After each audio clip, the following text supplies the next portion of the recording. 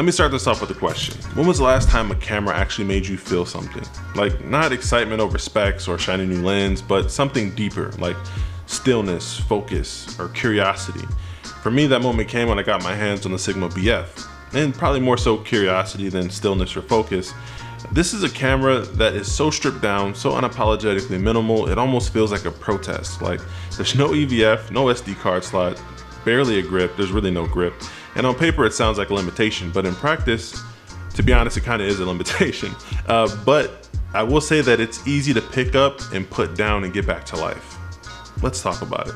Now, this isn't a typical review. We're not going to get into the specs and the numbers too much. It's more so of a reflection over my last, month or so with this camera and just using it here and there. Because the Sigma BF isn't trying to really compete with your Sony A1s or your Z9s. It's doing something else entirely, and that something might be exactly what some of you need. The BF forces you to trust your eye a little bit more, your instinct and your timing. Shooting with it feels almost analog, but not in a gimmicky like retro filter kind of way. Like, of course, this experience and this design, the physical attributes of this is very stripped down and minimal and premium, but the experience of actually shooting with it is also very minimal, even though it's packed with tech. It's hard to explain, but some people might like it. Sigma themselves call it a piece of beautiful foolishness. And honestly, I agree. The BF is both romantic and radical. It challenges you to think about simplicity in a new way. Maybe it isn't a limitation. Maybe I'm limiting myself, kind of thing, We live in an era where camera bodies can literally do everything except for brush your teeth. Like, this one just takes pictures, does video, and not even in a particularly forgiving way. And yet, that constraint brings clarity. You don't realize how much you rely on an EVF or a flip screen until it's gone. In the first hour, I'll admit with the BF was mild panic, but then freedom set in. Like, shooting with this thing became more meditative. I was framing more carefully. I was more aware of light and shadow, motion. I was more present. And I think that's what's kind of rare about the Sigma BF. It's not just a tool, it's a tempo shift. You have to use it differently than you would a regular camera. Now, don't let the philosophy fool you. This camera still delivers. It's rocking Sigma's 24 megapixel full frame sensor, and the files are honestly impressive. Like, there's great detail, dynamic range, and even though I didn't use the camera for video, some of the specs are pretty impressive as well. You can do 6K video up to 30 frames per second, 1080p up to 120, has Leica L-Log profile for video. It's pretty dope. So this past weekend, me and my family went out and had a beach day, and I decided to take the Sigma BF with me to kind of get a real vibe for it and see if I could, get into using it. And I actually kind of gravitated towards the rich preset, I guess you could say. These aren't film simulations like Fujifilm, but they have a couple different color profiles or presets. I managed to get a few shots in all of them, but I always landed back on rich, and also I really like the mono, the black and white profile. Those are my two favorites.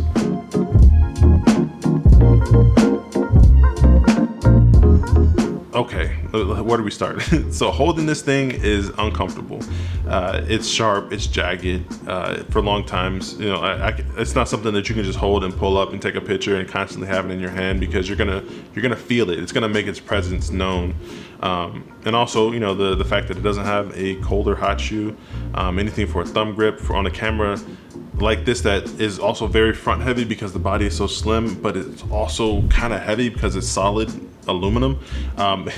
It's just an ergonomic nightmare. It's anti-ergonomic. So that was something that was a constant reminder when using this. And then also too, like, not having any kind of screen to have, like, the waist level shooting or get different aspects without having to get down on your knees or move around was limiting. But that's something that you can get over. I can crouch down every now and then. I can get a good angle to get the picture, anything for the shot. And then also too, the screen wasn't terribly bright for a beach day out in California sun. But I did crank the brightness up as much as possible to get to see the image. But that leads me to the other issue, is the battery life. Seeing the percentage clearly displayed on that little display right there, it kind of gave me battery anxiety. Like, I was watching the percentage go down pretty swiftly. After 30 or 45 minutes of shooting, taking pictures, whether it be single shot or burst, I noticed that I lost a significant amount of battery, like 25-30%. So if you're using this, you probably want to turn the screen brightness down, but then at the same time, that's the only way you can review your image. It's almost like you got to treat this camera kind of like a film camera, where, like, you can turn the display all the way down and just rely on that little black and white display above the scroll wheel to, you know, make sure your settings are proper and everything, and your exposure compensation, you can really do this full auto. I think this camera would really shine with more of a pancake style lens. If that does exist in the L mount, slap a small pancake lens on there, because the body is super slim. This could be a better everyday camera. But also another weird quirk that I didn't really like about it is the fact that there's only one like spot for like an eyelet for a camera strap. So thankfully I have an awesome camera strap from Kodak that allows me to put it in like a sling mode, to where I can only use, you know, one connection and have it like kind of be like a crossbody sling. But it would be nice to have an extra eyelet to put another camera strap. That was like a weird limitation. Maybe it's because there's no EVF, and if you were to have like a strap like that and you were to try to use it in, you know, portrait orientation, it will cover the screen. That's the only way you can see the image. I'm pretty sure there was some type of thought process behind why they didn't put another eyelet on there for a camera strap. But that was just another thing that kind of threw me off, and that was kind of weird. You feel the quality. A lot of people were comparing this camera to something that Apple would make if they made a camera. And I can see that thought process because it is solid aluminum. If you look at the website, it looks like an iPhone kind of. It just feels premium in hand, but in the same breath, it feels like something that I would more so have on a shelf than something I would carry around with me, especially, like I said, it was anti-ergonomic and it's not comfortable to hold. The little thumb rests, palm rest thing that's on there is also very sharp and jagged. This feels like a weapon when you're walking around with it and taking pictures. But when you do take pictures, the photos are great. But the question is the BF for everyone? Definitely not. Like, it's not your one camera does it all solution. This is something that's going to be like in addition to your go-to camera, something that you bring out every now and then. But maybe it's, you know, your creative reset button. If you're burnt out from gear overload and if you've lost some type of spark, if photography has started to feel more of like a checklist than a passion, this camera might change the way you shoot, or at least it might remind you why you started in the first place. The Sigma BF isn't practical, it isn't versatile, it isn't even comfortable to hold. And honestly, I don't know who this camera's for.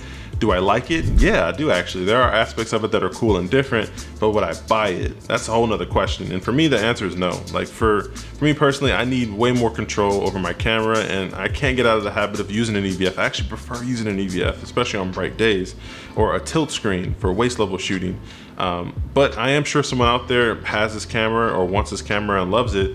But let me know down below if you guys are into this camera. What are your thoughts on the beautiful foolishness? But if this video was helpful at all, don't forget to hit the like button on the way out, subscribe for more content.